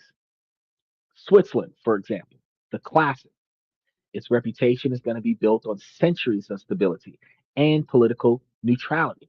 Swiss banks are masters of wealth management, but the dream of opening an account with a thousand few Swiss bucks is long gone. For a top private bank, you're likely going to need at least $1 million. And they will scrutinize your source of wealth like a forensic accountant. Singapore, the Switzerland of Asia. It's incredibly stable, well regulated, and a perfect getaway to Asian markets. Its banks are among the safest on earth, but Singaporean banks are mostly interested in clients with a real connection to the region. So it's going to be ideal for businesses operating in Asia or wealthy individuals looking to diversify into that part of the world. A minimum usually starts around $200,000, far less than $1 million. That's like 1 year salary if you're working in California. But if you're trying to open up a business out there and you're going to take $250,000 to Asia with you and set up a business in Asia, there you go. International banking. Luxembourg, a tiny country with a massive financial sector. It's a major hub inside of the EU for investment funds and private wealth, offering a powerful mix of stability and access to the European market. Cayman Islands, we usually see these on the movies. We see these on like Burn Notice and some of the other, either the spy movies or some of the organized crime shows like Blacklist. Raymond Reddington had stuff in the Cayman Islands. Despite its old tax haven reputation, today it is a highly sophisticated tax neutral platform for global finance. It's the world's leader for hedge funds and a top choice for corporate structures, all based on a predictable English common law system. Compliance here is going to be incredibly strict. Now, for a special mention of what some are calling the 2026 game changers, especially for Americans. Puerto Rico, as a U.S. territory, Puerto Rico offers a unique and powerful mix of benefits. Its international financial entities, IFEs, operate under credible U.S. legal standards, but through specific local laws. So they can also offer major tax advantages as regulations evolve. You'll want to confirm the specifics of acts like Act 273, but this combination of U.S. credibility and tax efficiency is making Puerto Rico a dominant player. Next up are going to be the mid tier and accessible hubs. These are going to be fantastic options if you don't have seven figures to deposit or if you have more specific needs. The UAE, specifically in Dubai, a booming financial center with a 0% personal income tax. This has become a hot spot for entrepreneurs and is very open to new industries like crypto. Now, I want to talk about this for a second because getting a residency visa first is going to be often a key to unlocking the best banking options in Dubai. But when you think Dubai is going to offer 0% taxes on your money for personal income, then you think Dubai reports your income to the United States. You understand you're still going to be paying taxes on that money in the United States because the United States has all American citizens requiring to file and pay taxation on all profits made internationally. So if Dubai tells Donald Trump, you've got $250,000 worth of profits in Dubai, Donald Trump is going to say, you owe me 30%. So certain countries that have zero taxation have that policy for the convenience of you not being double taxed as a foreign investor, right? So you gotta really pay attention to that. Now, when you become a tax citizen of another country where you're no longer a tax citizen of the United States, that's when you're no longer a required to pay the taxes in the United States. Now, I have not found out how you change your tax status to another country without renouncing your citizenship in America. But once you cover that threshold, you then have to adhere to the tax country that you've transferred to. I don't know if you can exist as a non-tax citizen in any country around the world unilaterally, uh, not legally at least. So once I figure that information out, I'll definitely let you know. But if you are starting off as a tax citizen in America, you get residency and citizenships and dual visas in other countries, you're still an American citizen. So it doesn't matter if you're a citizen of Japan, Taiwan, Philippines, whatever, you're still an American citizen, which means that under American citizens' expectations, you still have to pay taxes on the money that you put in Belize. That's how that works. Now, the Bahamas a longtime player of offshore financing with a strong focus on asset protection, trusts, and private banks. This is going to be a solid choice that has good options for remote access opening. Nevis, well, Port of St. Kitts and Nevis, however you want to look at it, this is a tiny Caribbean island that punches way above its weight in one key area: asset protection. It's going to be famous for having some of the world's strongest laws for protecting assets held in LLCs and trusts. This is where you really want to put your money, in places where your LLCs and your trusts don't talk about who owns the LLC and the trust. This is a specialist jurisdiction for building legal firewalls. Belize, often overlooked, has a killer feature: the mandated bank liquidity ratio of 24%. This makes its domestic banks exceptionally solid compared to many of their US and European peers. With low minimums and an English speaking environment, it is going to be one of the most accessible and stable options for starting your diversification journey. Finally, here's an advantage strategy: using residency and citizenship to unlock better banking. Getting a legal residency in a place like the UAE or a second passport from the Caribbean countries can dramatically change how a bank sees who you are. It lowers your risk profile and can make opening accounts in top tier jurisdictions much easier. It shows you are serious about being a global citizen, not just moving your money around. Putting money in a foreign bank is just step one. The next, maybe more important question is, how do you hold that account? In your personal name? For most people who are serious about asset protection, the answer is going to be a hard no. An international account in your own name gives your currency diversification, but it does little to protect you from a lawsuit back home. A judgment against you personally can often be used to seize assets that you personally own, no matter where they are in the world. And this is going to be where uh, we're going to bring in the second pillar: the right legal structures. This is about using legal tools like companies and trusts to create a separation between you and your assets.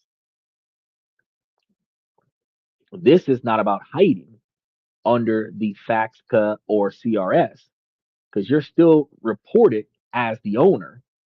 This is about changing the legal title to the asset, creating a shield that is incredibly hard for a future creditor to break. Now, you know what's funny as we start talking about this? If you have a residential trust here in America and you make a non residential, um, irrevocable trust in another country, and that non residential irrevocable trust is a beneficiary of your residential trust. And then the benefits from your residential trust goes to your other trust. And then from your other trust to its beneficiaries, whether it's you or anybody else.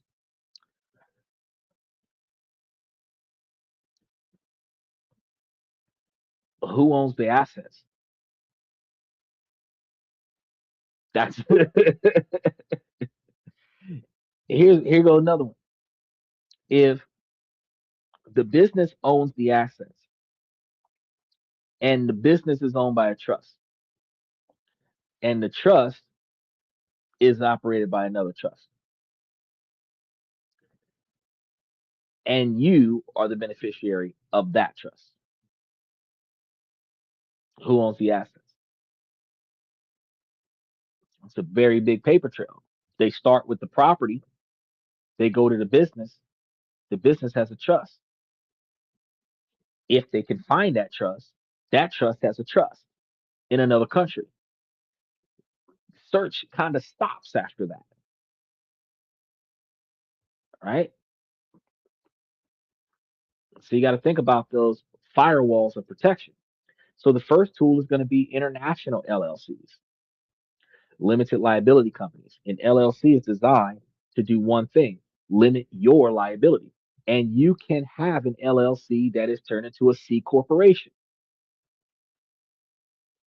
but it creates a separate legal person from you who is its owner. The company's debts are not your debts unless you're a personal guarantor of the debt generated. So for asset protection, you form an LLC in a jurisdiction with a strong protective law like Naviz. You then transfer your assets, cash, stocks, to the bank account owned by that Naviz LLC. Now, if someone sues you personally, they can't just grab the LLC's bank account. They have to go to court in Naviz and try to attack the company itself, a process that is famously difficult and extremely expensive. Now, while an LLC is a great shield, the gold standard, the absolute peak of asset protection, is the offshore asset protection trust. This is going to be one of the most powerful legal tools ever created for preserving wealth. Here's how it works: you, the settler, create the trust and transfer assets into it.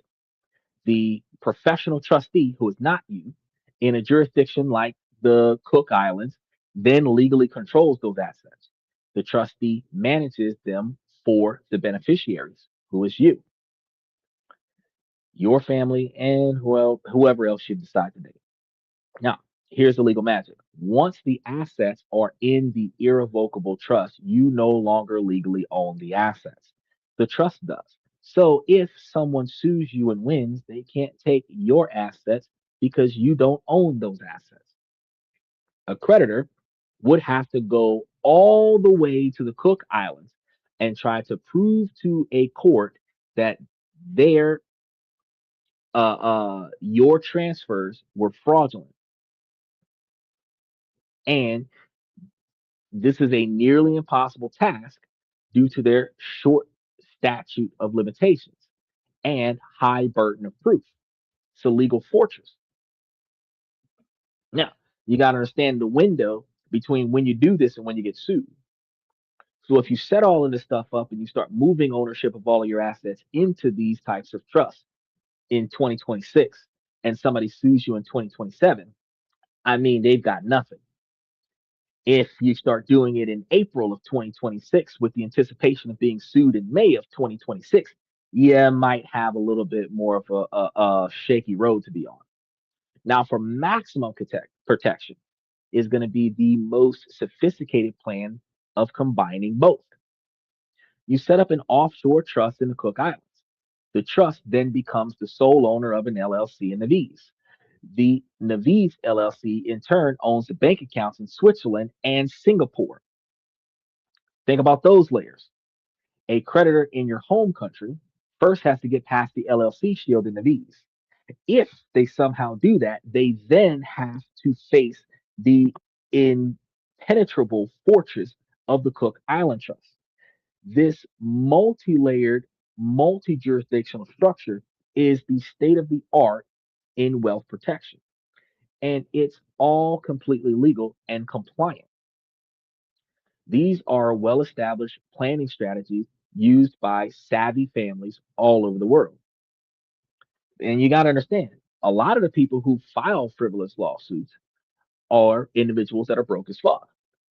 Unless you strategically did something gruesomely wrong, usually it is a lawsuit of revenge, malice intent.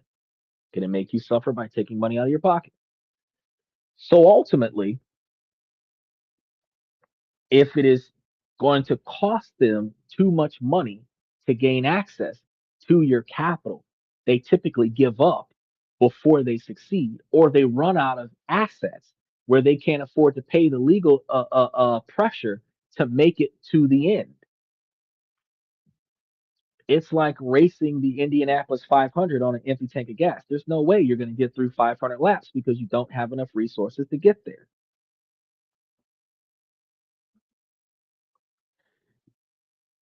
This is about being proactive and defensive.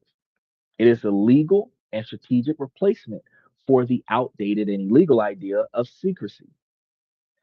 So, if you've got the compliance forms ready, you've chosen your jurisdiction and your legal structures, the last piece of the puzzle is picking the actual banks and financial institutions that you're going to be working with. Not all banks are the same. And a modern strategy involves using a portfolio of different institutions for different jobs. This is going to be the third pillar, the strategic banking and institutional relationships. First, you have the big global banks. These are the names everyone knows: HSBC, Citibank, USB. Their advantage is their global reach. They offer everything from multi currency accounts to complex investments. And Citibank actually is located in the United States. So you could establish a bank account in a branch in the United States and then communicate with that bank about establishing accounts in another country. But they are also going to be giant bureaucracies. So opening an account can be slow, and their minimums are often going to be very high, and they can be very conservative and sometimes refusing to work with clients in newer industries. So if you're a trendsetter, right, it might be harder for you to get in there, but they are best for holding large, stable amounts of capital if you can meet their tough requirements. Now, on the other hand, the other side of the spectrum are going to be the EMIs and fintechs. And these are companies like Wise, Revolt, Satchel, or Builderlings, where EMI stands for Electronic Money Institutions. They aren't technically banks, but they are regulated to handle payments. Their strengths are speed and user experience. You can often open a multi currency account online in minutes and start holding dozens of currencies. They're incredibly efficient for freelancers and small businesses that need to move money across borders. But you have to understand the key difference: safeguarded versus insured funds. A normal bank account is usually covered by government deposit insurance, like an FDIC in the United States. If the bank fails, the government promises to give you your money back. Doesn't mean that they will, but that's the promise. Up to a specific limit, usually $250,000. EMIs use safeguarding. They have to keep 100% of the client's money separate from their own corporate money in a real bank. And this means if the EMI fails, your money is protected from their creditors and should be returned to you. While very safe, it is a different protection model than government insurance. Then you're going to have private banks. These are specialized banks that only serve high net wealth individuals. Here are going to be banking, and the banking is going to be all about relationships because you get a dedicated private banker who helps you access customer service from specialized loans to exclusive investments.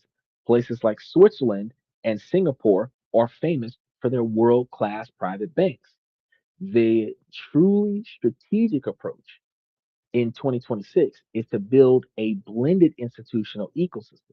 So your setup might look something like this: a tier one private bank in Switzerland that holds the core of your long term investment portfolio, owned by your asset protection trust, an accessible bank in a place like Belize or the UAE that holds diversified cash savings, taking advantage of high liquidity or a better tax environment.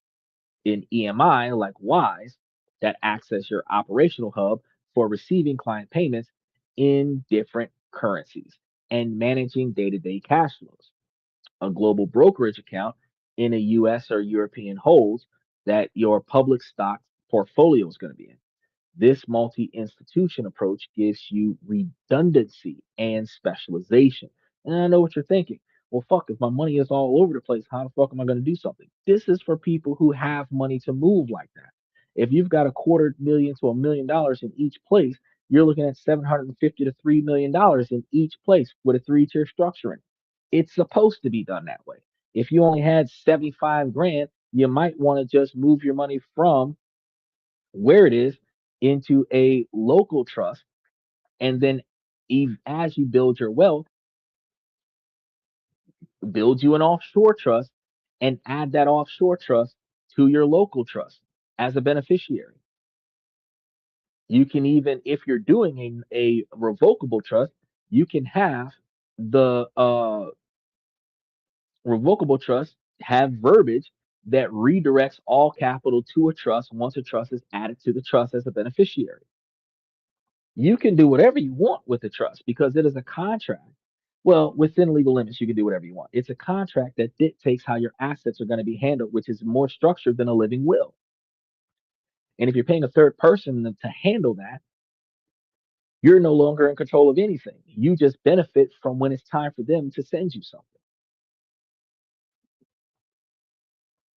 You're going to use each one of these for what it does best. So if one account ever gets closed, your entire financial life doesn't grind to a halt. You're insulating yourself at the jurisdictional level and the institutional level as well. And this is going to be what financial resilience is going to look like. The theory is great, but let's see how it all comes together in real world. So if you have three realistic case studies that show how different people can use this principle.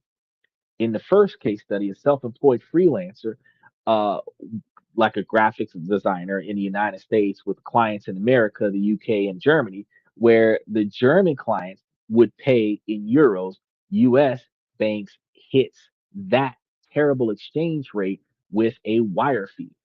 Then you lose 3 to 5% on every payment.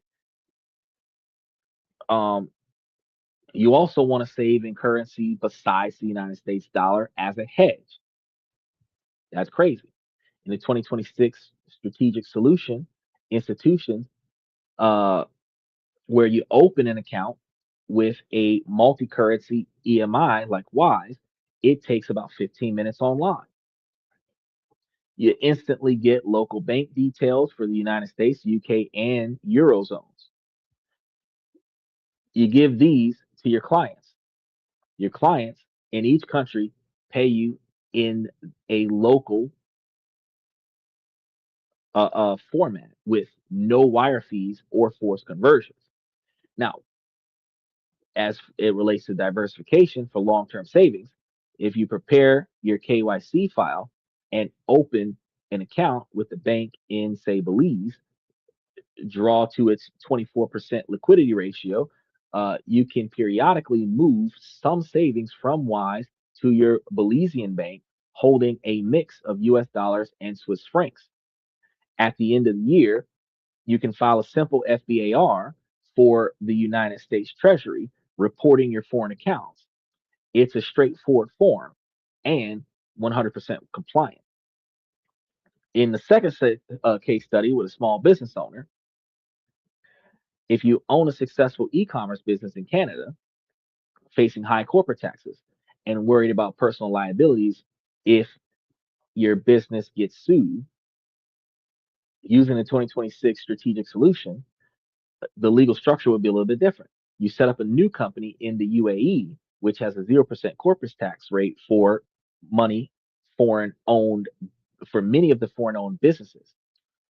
This new company will handle all international sales, separating them legally from your Canadian operation and crucially from you personally. If we use an international mix, your UAE company opens a corporate bank account in Dubai to handle larger transactions and a corporate account with a fintech to process online sales efficiently.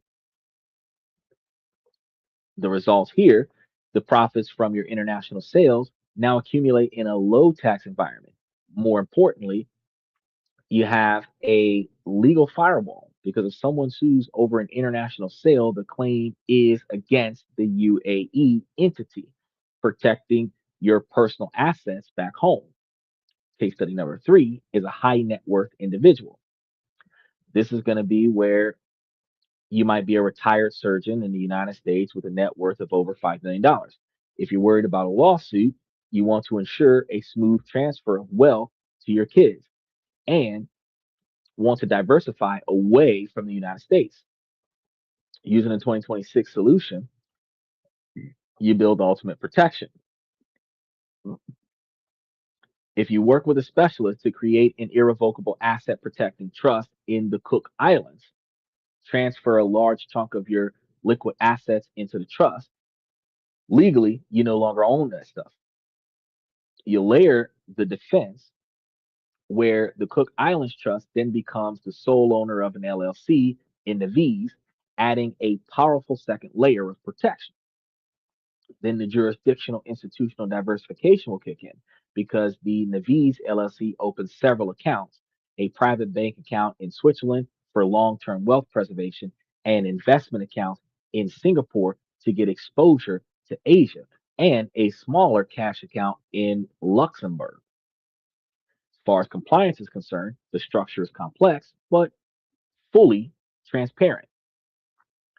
You file all the required US forms and the banks all report the accounts under the FATCA and CRS, listing you as the beneficial owner. Nothing is hidden. It is simply restructured for maximum legal protection. A creditor now faces a monumental task of fighting through the laws of the United States, Naviz, and the Cook Islands. Your wealth is pretty much secured here. These cases show that international banking in 2026 isn't a single product. It's a set of tools that you have to get collectively. And you can customize these tools to solve specific problems and reach your goals, all while staying completely within the law.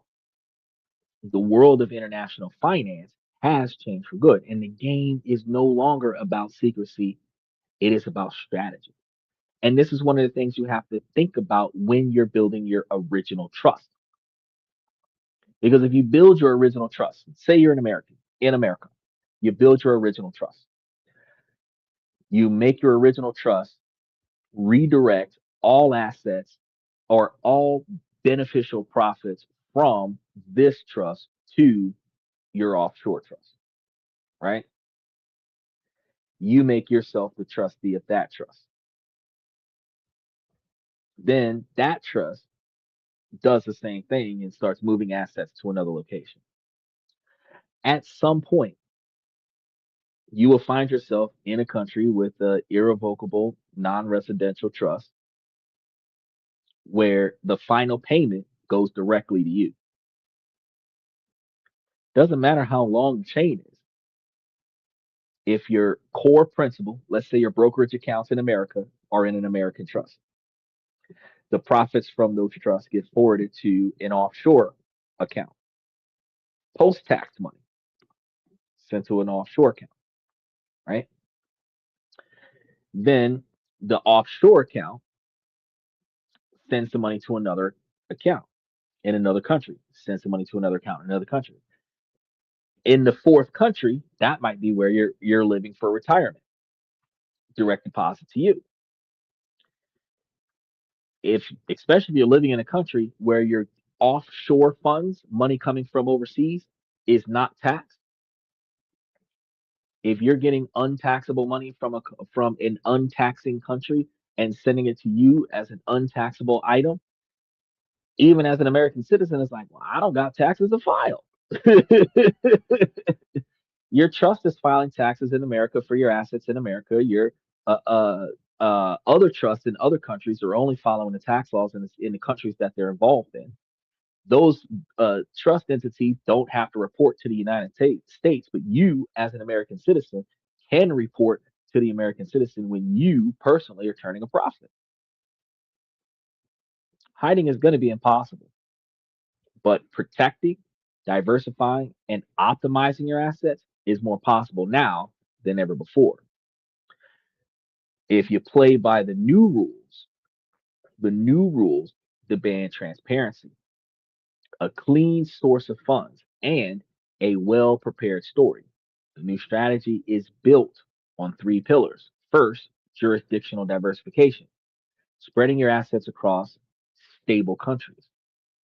Second, the right legal structure, using tools like LLCs and trusts to build a firewall around your wealth. And you can go one step higher. If you have your LLC and then a C corporation and then a trust and then an offshore non-residential trust and then an LLC and then an international bank, you 5 or 7 layers, right? Third, you have to have a strategic institutional relationship where you're building a resilient ecosystem of financial partners. This is what international banking really is in 2026. It's not for spies or criminals anymore. It's a smart, accessible, and vital strategy for anyone serious about achieving a real financial freedom and protecting what they've worked so hard to build.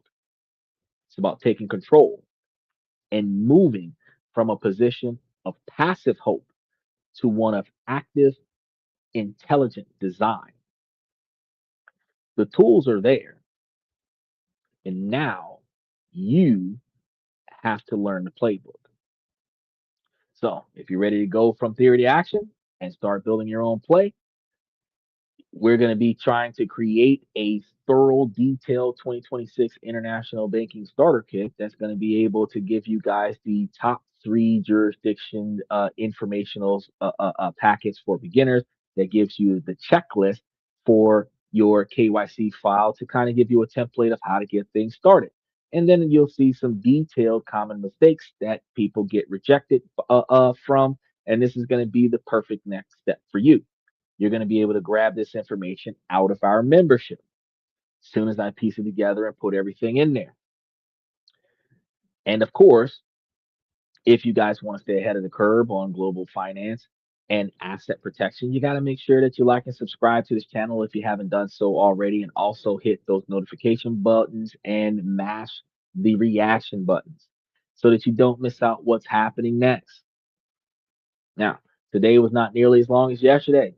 We managed to mildly stay on topic for the 75% of tonight's show, but we still learned a whole lot more about what we should look forward to when it comes down to international banking. And I think next week we're going to be giving you some more unique information and more in depth information about the international banking next week, I think Thursday or Friday. So you want to make sure that you stay tuned for that stuff.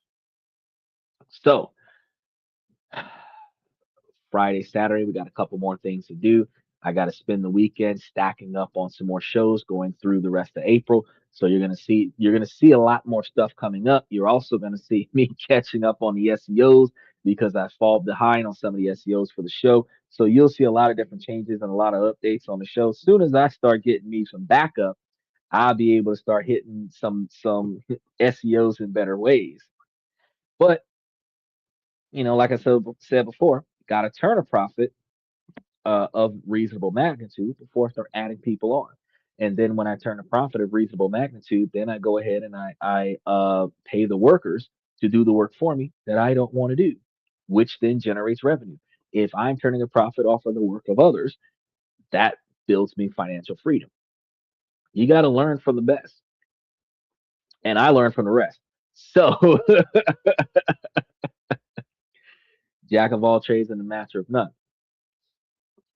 I'm going to leave you guys with this, ladies. As long as the situation doesn't make sense, I'm going to keep asking you, ladies, to make it make sense. So, ladies, please make it make sense. Fellas, I give you all this information to make you guys higher value men. You guys have to figure out what you want to do with your lives, where you want to be, and how you're going to get there. You have to find the things that are inside of your immediate control. Start with the things you don't like, start making some changes. See the things that you do like, start reinforcing those things. Navigate around the things that are outside of your control so that you can no longer be oppressed or bypassed uh, uh, by things that are outside of your control. Okay. You would be able to make yourself more successful going forward than what you have been able to achieve from the recent past. You start doing things in 2026 that you never did before, changing from repetitive behavior that didn't work in years past. You will see your future becoming a whole lot brighter faster. Now, ladies, while this is a male driven podcast from the male's perspective, you too can become higher value women by figuring out where you want to be at with your 20-year plan, all of the details of it. Who do you plan on having in it, or at least what type of person you plan on having in it? Reverse engineer that vision and start today by taking the actions yourself to proactively design the type of lifestyle that you would like to have for yourself. And if you keep the eyes and ears open and you find potential suitors that have the characteristics, personality traits, and decision making skills to aid you in succeeding to reaching your goals, then you have a partner that you can double down on and y'all can reach that goal just that much faster because two people can make it to $1 million faster than one as long as you guys are working together.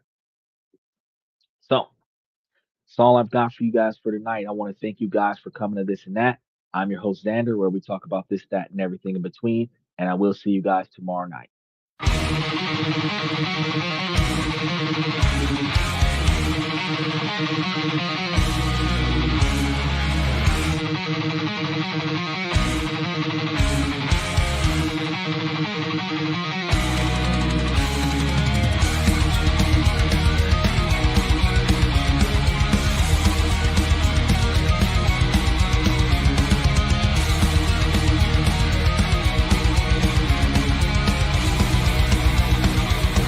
Higher ground!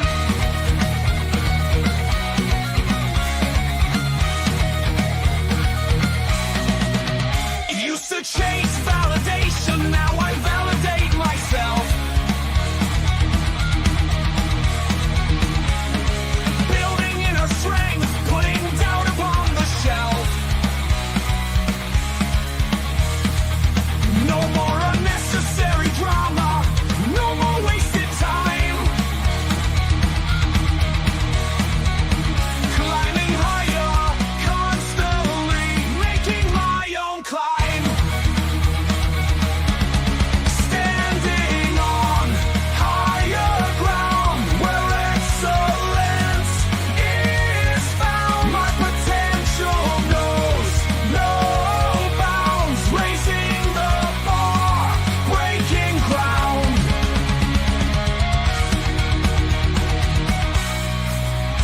My network is my net worth. Choose your company wise. Surround yourself with eagles, not with sheep in disguise. Every interaction is a reflection of my brand. Quality over quantity, that's my personal command. I'm not landing on higher ground where excellence is found. My potential knows no bounds, raising the bar, breaking ground.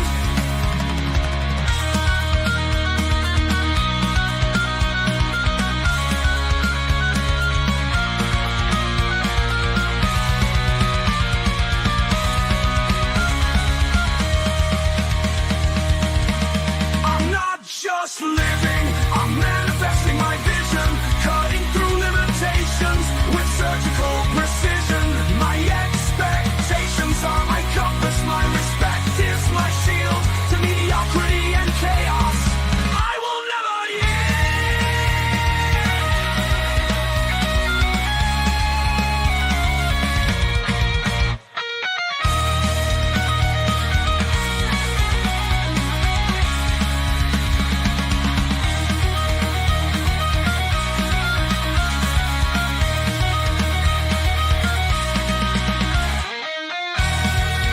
I'm not just living, I'm manifesting my vision, cutting through limitations with surgical precision. My expectations are my compass.